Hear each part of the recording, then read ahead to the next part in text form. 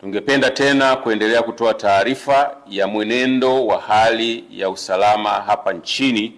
kuanzia saa 12 asubuhi ya tarehe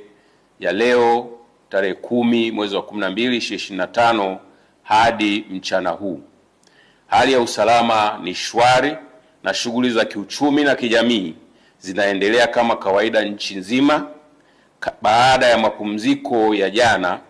ya tarehe 9 wa 12 2025 ya sherehe za sikukuu ya uhuru wa taifa letu.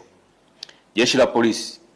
kwa ushirikiano na vyombo vingine vya ulinzi na usalama vitaendelea kushirikiana na nyinyi wananchi kuhakikisha amani na usalama unaendelea kuimarika hapa nchini,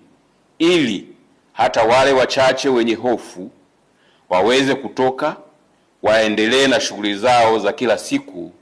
za kujitafutia riziki na kupata huduma za kijamii wanazohitaji. Aidha, tunawashukuru na kuwapongeza wananchi wote kwa nafasi zao, kwa namna wanavyoendelea kuwakataa na kuwapuuza wale wanaohamasisha na kuchochea vurugu na ukiukwaji wa sheria za nchi kupitia mitandao ya kijamii na njia nyingine. Aidha, tunatoa rai kwa kila mmoja wetu tuendelee kuungana kwa pamoja kulinda na kuimarisha amani na usalama wa taifa letu ili liendelee kuwa sehemu salama ya kuishi kwa vizazi vya sasa na vitakavyokuja.